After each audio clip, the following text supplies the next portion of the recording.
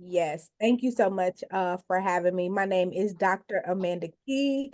I am also a pastor at Claiborne Family Faith Worship Center of Culture and Arts Ministry. I am a board member for Recycle and Reinvest and also a treasurer. I am the program specialist for Corner to Corner. I specialize in data, and I'm also one of the founding members of Napier Kitchen Table in the South Nashville area, just to name a few, because I'm a mom, I'm a sister, I'm a wife, all those other fun things. And I'm a good friend too, and I'm really cool. So all of those different things go together.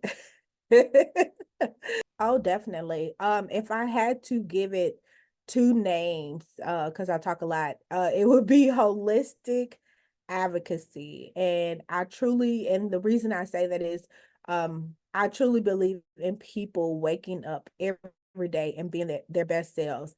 And so how do I do that? How does that, apply to me? And it's, hey, if you need, an accountability partner, if I have the bandwidth, I want to be that for you. If you need a resource, if I have the bandwidth, I want to be there for you. If you need a spiritual connection, if I have the bandwidth, I want to be there for you. So I say holistic, because it just covers everything.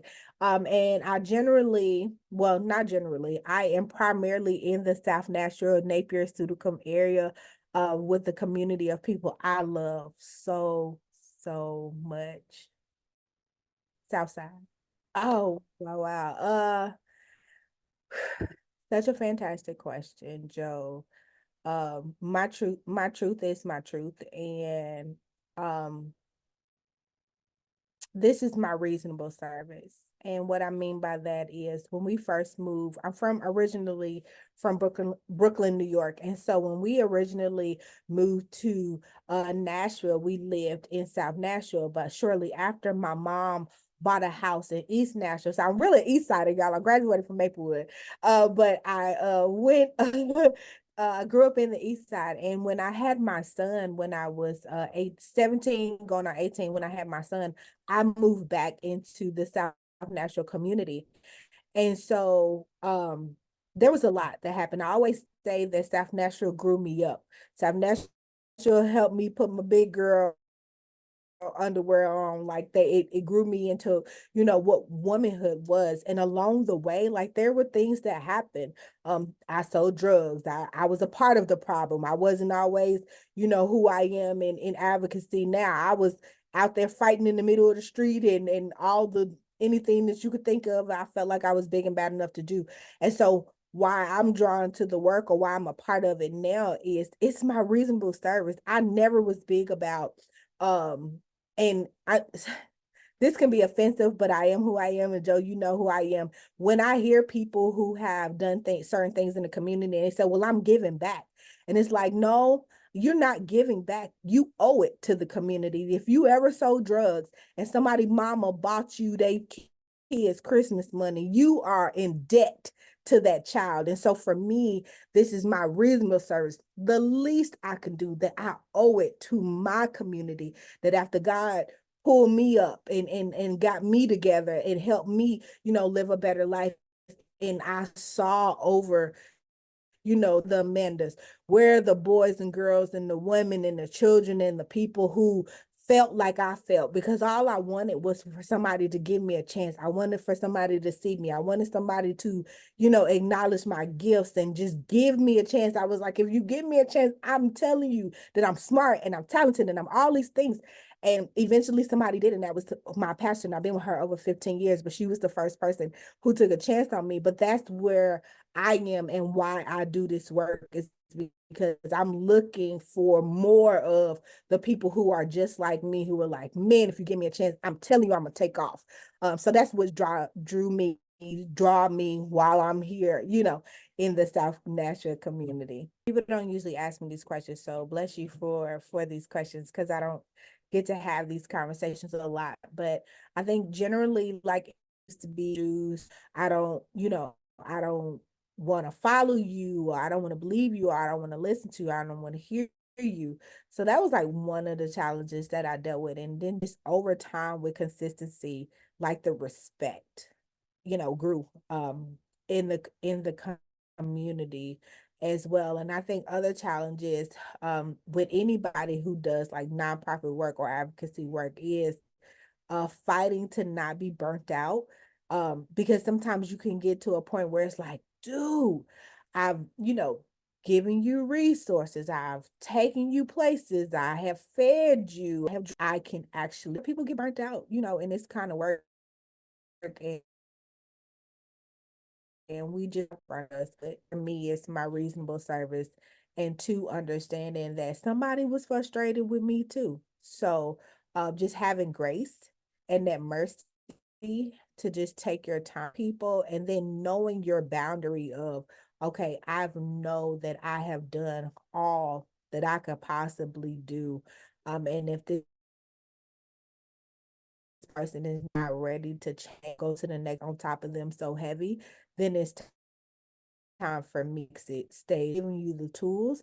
And I need to just allow and have some accountability in that too. So really just like knowing people and they saying like, saying whatever they want to say, um, parallel to just not getting burnt out. Like it's a lot. It's a advocacy work is a lot. So yeah. Yeah. John, I don't know if you had cut off, but um definitely I want to say recently, last year, last year was such a milestone year, and there was the blessings on my family and my household. It was just ridiculous. When we say press down, shake and running over, like it was like, Lord, what next?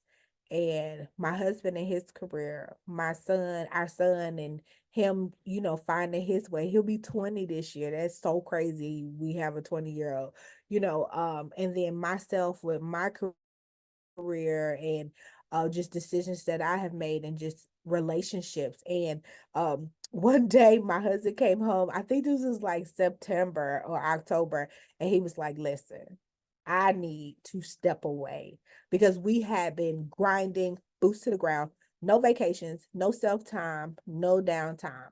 And so he was like, I gotta step away. And I was like, husband, I promise you, if you make it to December, I got you. And so we grinded, we got back in, and with blood, sweat, and tears, tired feet, hungry, whatever you want to call it, with all the challenges of life, being thrown, and life be life. And as we say, and things happen, we just got back in the game. And so we took off for the month of December, and we came back after a couple of days after New Year in January because we needed a reset.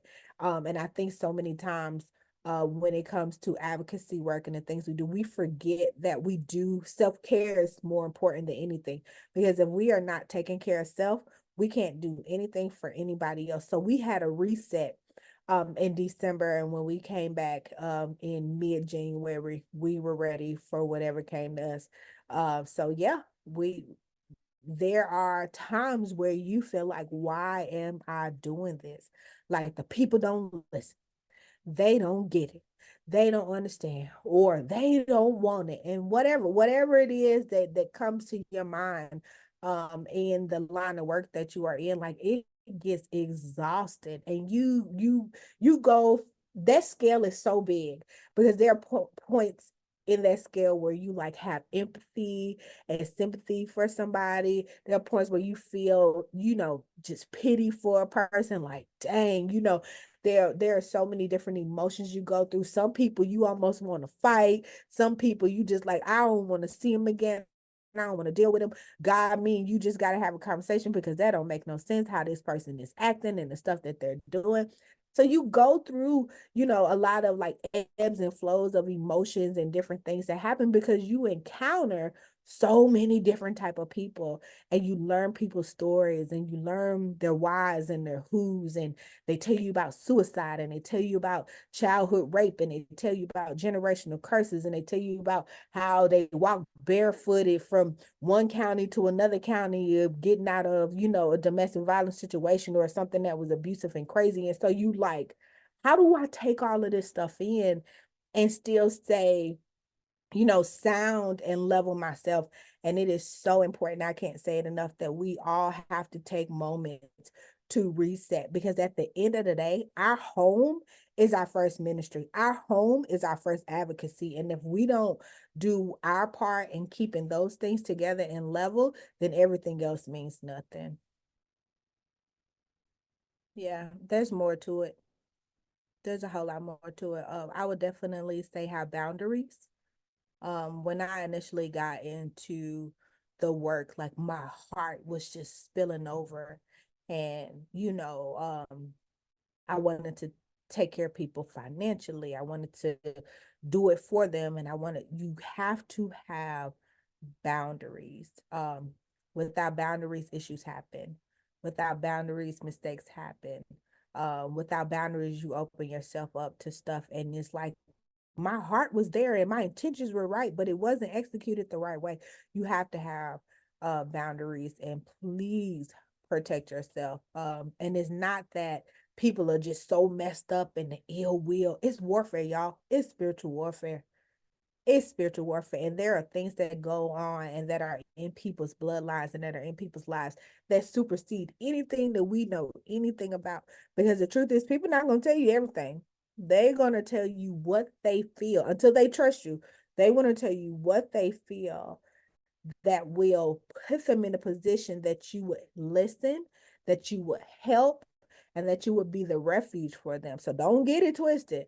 Also, I would say educate yourself. If we ever get to a point in this journey that we have that we call, well, I call holistic advocacy or my reasonable service, and I feel like I got all the answers or I know it all, you are in a bad place. You are in a very bad place. Please be educated. Understand what the current laws are. Understand, if you're dealing with a population like mine, what are the rules, set in place, or even the future plans of things such as public housing and things of that nature. Understand what's going on down in the juvenile courts and justice. Understand how important it is to be educated on different levels, even if it's just conversations or your Googles or sitting in sessions. Please make sure you educate yourself. And my last thing, which I always save it for last because it's the most important, build sound relationships. The worst thing you can do in advocacy is not know someone's name. Why are you there? Relationships open the doors to so many things, and far too many times, especially in the community that I serve, which has become a cesspool of for nonprofit frenzies. And not all nonprofits, don't get me wrong, not all nonprofits, but nonprofit frenzies.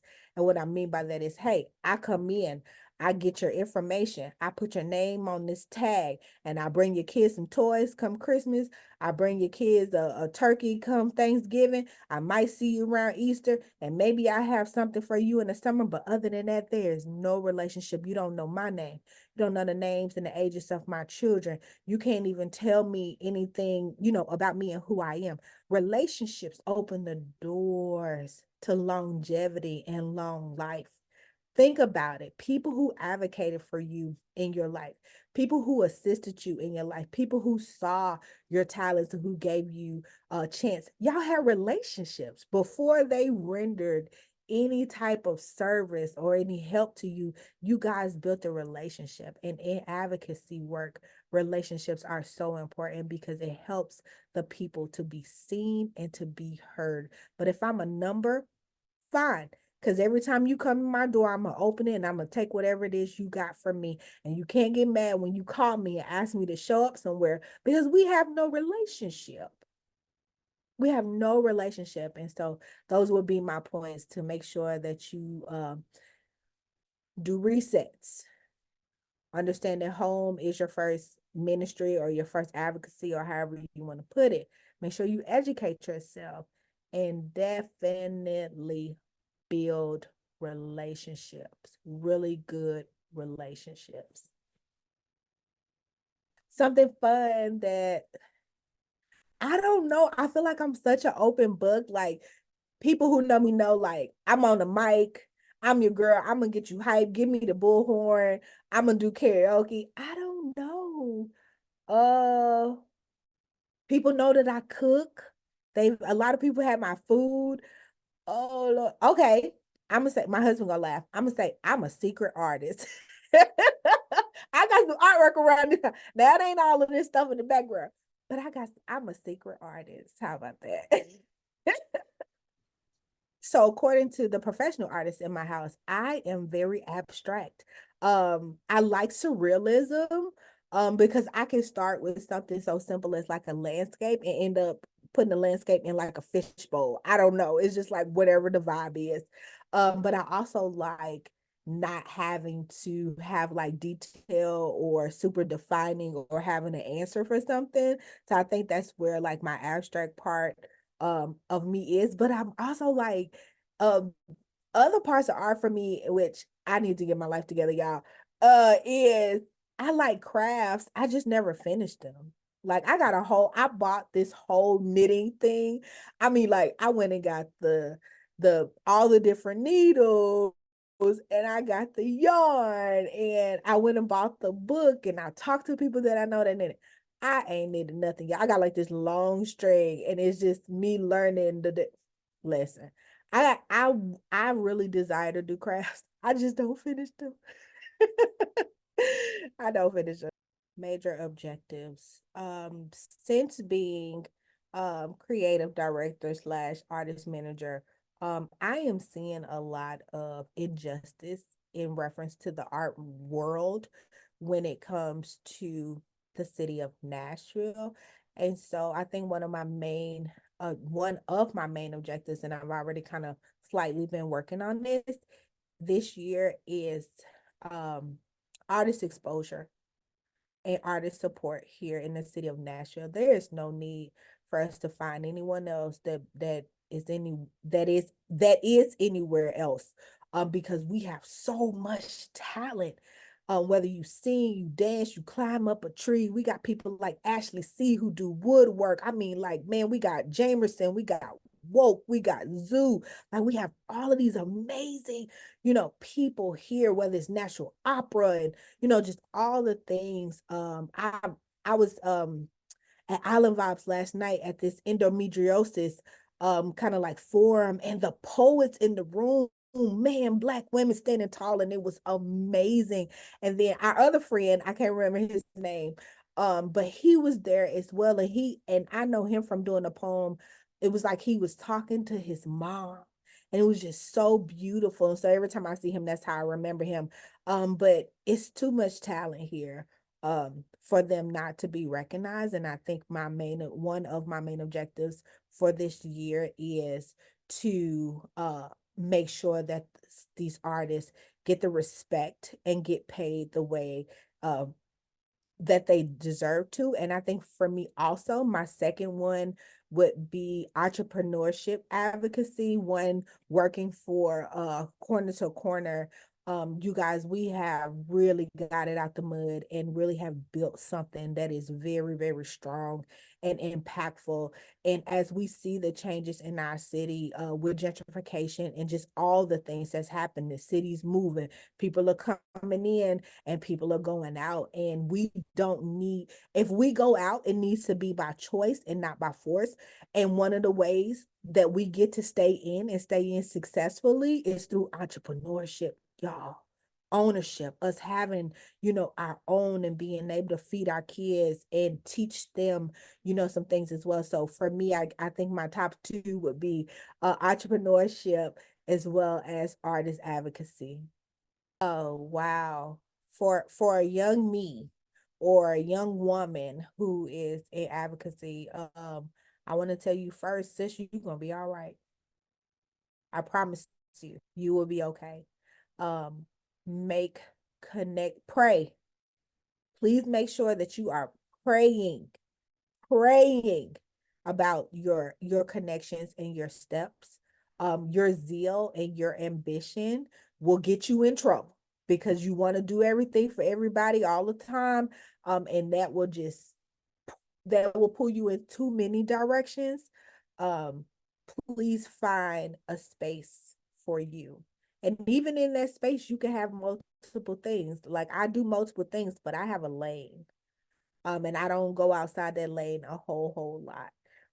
So please find your lane.